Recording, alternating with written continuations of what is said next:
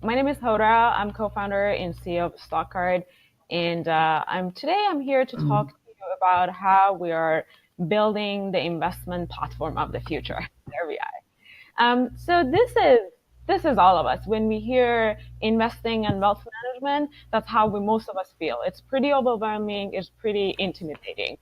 But despite that, almost all high net worth individuals invest their money and grow their wealth.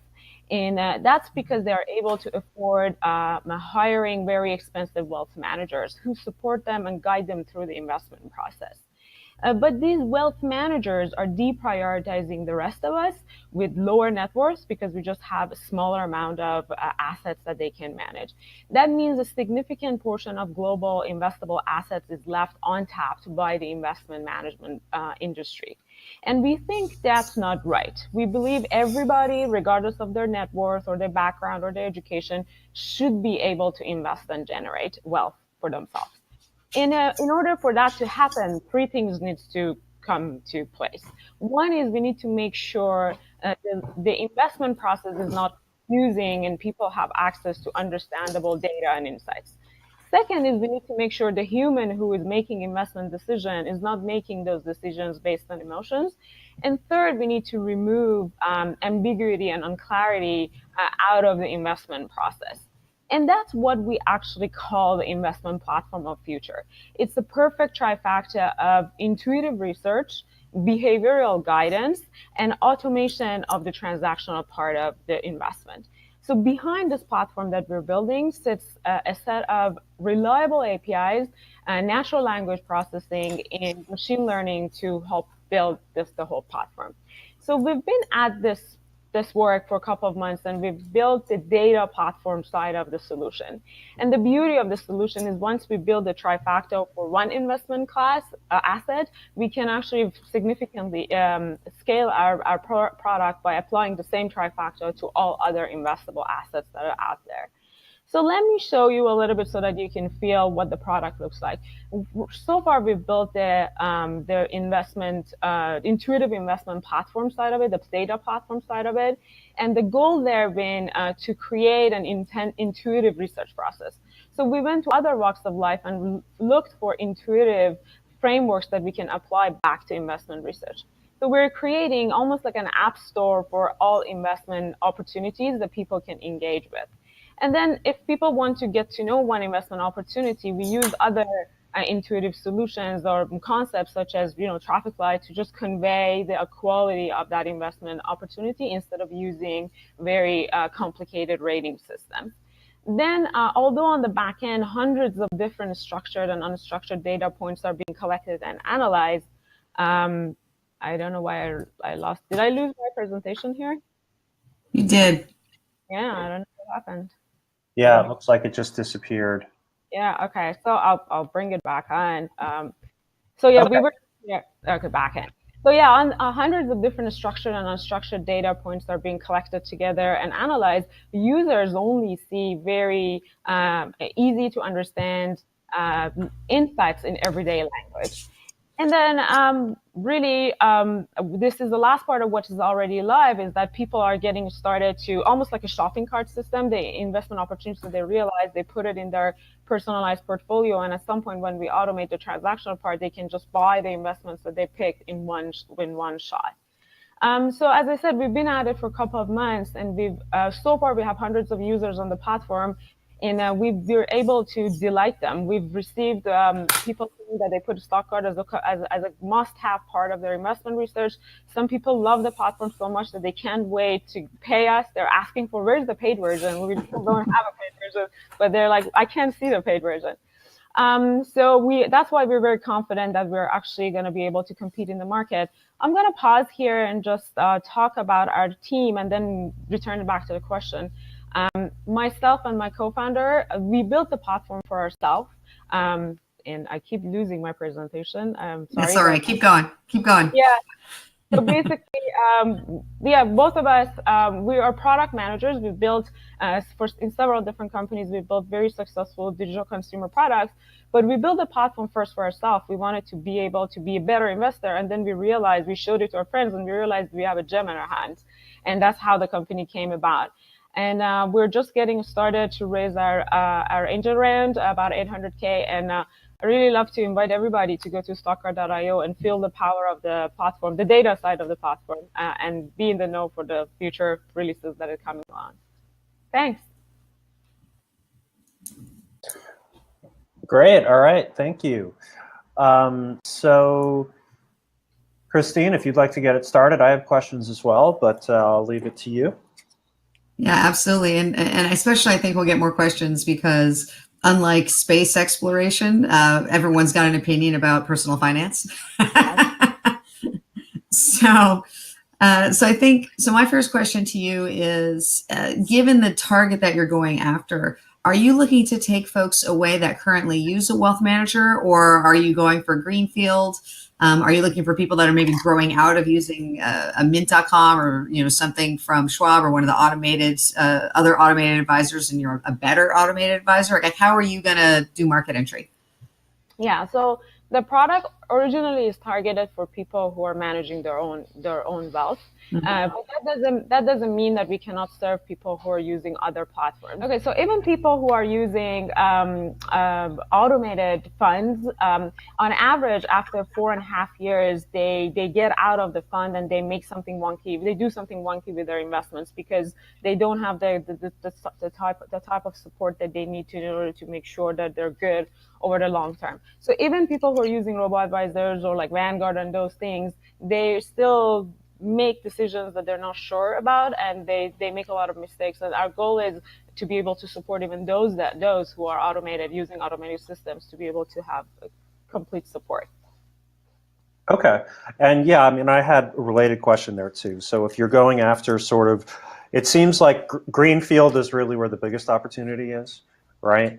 What's been kind of the main source of user acquisition so far that you've seen, get some traction there? Yeah, so we believe that every stage of our development needs its own perfect channel. It's almost like product channel market fit kind of thing. So in the early stage, we're using influencer marketing because investing by nature is a trust-based decision making. So you need to be able to get this trust established. We've tested several ways of using mid-tier influencers, people who have blogs, people who are admins of Facebook groups, people who have podcasts about investing that a lot of people log into, and they've been able to basically just test the product and then almost like a review, like open it, like when you send your Apple iPhone to a reviewer, they basically just review Stockcard, and then that is the biggest source of acquisition. So that's for our early stage, and obviously as we grow, we've lined up other ways of acquiring users when we get bigger and bigger. Okay. So Abhit asks, and I saw, I think we saw the slide very briefly, but Abhit asked, what's the revenue model? I'm assuming you're taking a percentage off of, or some type of fee. Yeah, it's a premium subscription model. So once you come to the platform, the basic data platform is free. And then when you want to use the more advanced features, so let's say the behavioral advisor side of the platform, or if you want to automate the platform, the portfolio that you create, and you want to automate investing in it on a regular basis, you have to pay a subscription fee. Okay. Anu asks, as a customer, is there any minimum or a maximum in terms of investable dollars that are needed in the platform? Yeah. That's actually because we are targeting the everybody who is starting, and people who are managing their money. We see that actually the platforms of minimum in required investment is a barrier for a lot of people to get started, and we're moving away in that model because we're not managing your money. You are, as an investor, you are in charge. The whole purpose of the platform is to enable everybody to be able to make good decisions, just if an advisor do for you. So we're putting investors back in charge of the decisions. Therefore, there's no you decide how much you want to invest. Okay, Christine, looks like you're back. Yes, I had to escape because bad things were happening. No worries. So.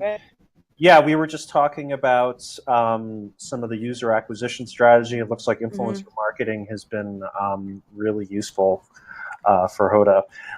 Yeah, and so sort of to that point, because I think that, like this is one of those categories where you're going to have some instant pent up demand, right? You're going to go out, and whether it's people or people that are just a perfect fit for what you've built so far, you can get more quickly. So there's that first 100 users, there's that 1,000 users, there's the 100,000 users. Where do you see you are as far as how you got the folks you have now? And I apologize that this was already covered while I was restarting Chrome. How are you going to make that progression, and how are you really standing out competitively? Because you might be better, but until people come in, they don't know that you're better. And there are certainly products out there that have a lot more marketing dollars being spent. Yeah. So the way we're building the platform is obviously, as you saw, roadmaps, milestones, and every milestone it's with the way we designed it in a way that we could make it more appealing to a bigger set of audience. So we started from the data platform. The data platform is obviously appealing for people who are actually interested in getting into the nitty-gritty of making their own investment decisions. So that's perfect for that. We build the product around them. And then as we introduce the rest of the platform, as we introduce automation of your portfolio, there will be more people. This appeals to a bigger audience, because you could come one time and create your portfolios and then just automate it and let it invest for the selection that you made on a regular basis. So it suddenly becomes appealing to people who know more about passive investing. And then as we bring AI advisory into it, which is behavioral advisory we're talking about, it appeals to people who actually are not very familiar about making good investment decisions. So we help them throughout the process of making decisions. So and then the last part of the platform, but right now we're focusing on the stock market. But once we build that system, we can scale it to other assets. Let's say we can scale it to funds, and we can scale it even to cryptocurrencies. We can scale it to any other investable assets. Then we basically just constantly increasing the target audience, this addressable market, by introducing this product into the platform. And I know we're running short on time. Sorry, I want to get this question in. When will you have enough of a data set built out? What critical mass do you require for a data set for your AI to learn what it needs to learn? And how differentiated is that data set going to be from ones that other people might be working on? Yeah. So the AI, basically the AI starts from very dumb AI, as everybody does it. It has some specific set of rules that is already known, right? Meaning that, for example, we already know when the market sentiment is negative, possibility of people just cashing out of their platforms, out of their investment is really high. So we can immediately even start bringing those things into the platform, saying, okay, market sentiment is high, very negative today. You are making very bad decisions, and nudge the user that this is not the right time to cash out. And just kind of help them stay on track. So that part of the AI is difficult at all, because these are predefined, very clear set of places that people make bad investment decisions, that we can already build that. So that will actually help us collect enough amount of data about how actually they react to these kind of nudges, and then we will personalize, and then it becomes really a smart AI, because it realizes where you are more prone to make those investment mistakes. So it is really not that much difficult, because from early on we could build this foundation from that preset set of things that we know, to be able to get to know you faster. So that's how different from people who are starting from scratch and have no data. Early on, even from now on, we can start getting to know the user in terms of how they react to market, which is what we're trying to help them out. All right. Thank you, Hoda.